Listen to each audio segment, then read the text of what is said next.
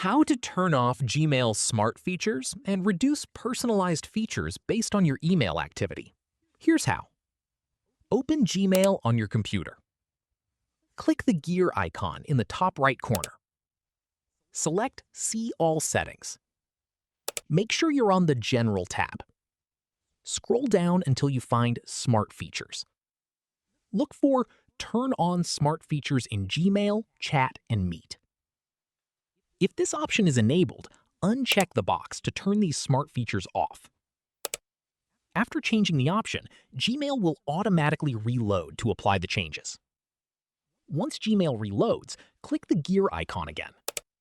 Select See All Settings to return to the full settings page. Make sure you're still on the General tab.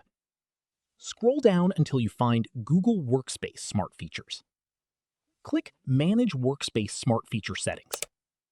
Here, you'll find options for smart features in Google Workspace and smart features in other Google products.